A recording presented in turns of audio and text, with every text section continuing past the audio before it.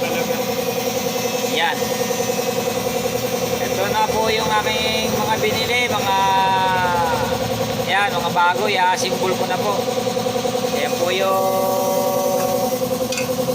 yung ginawa na pump. Okay na po ito So mag-assemble ko na yung main pump. Yan, main pump. Ito na po yung plate.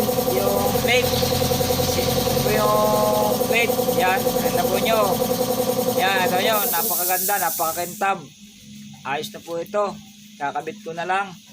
Ito po yung block, bagong lapping din po yung block. Ayan, bagong lapping po ang block. And then, ito yung mga gamit pa na iba. Ito yung mga o-ring na gagamitin. Tapos, ito yung iba pa na gagamitin pa na para dito. At ito pa yung mga o-ring na pwedeng gamitin sa pangkwintas. Kung gusto may magkukwintas, meron dito pangkwintas. Ayan o. Ayan. Ito, kompleto na po ito.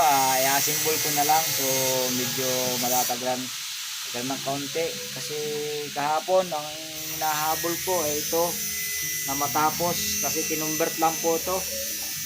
Conversion po ang ginawa dito. So, may pinagawa dito sa loob para magkaroon po ng pressure ang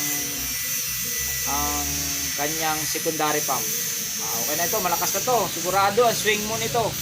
Magugulat ka na sa swing nito. Malakas na yan. At ito naman yung main pump. Simple na. So, i-overtime at nang matapos para kung sakaling kakayanin bukas ikakabit na ito bukas. Kung hindi naman,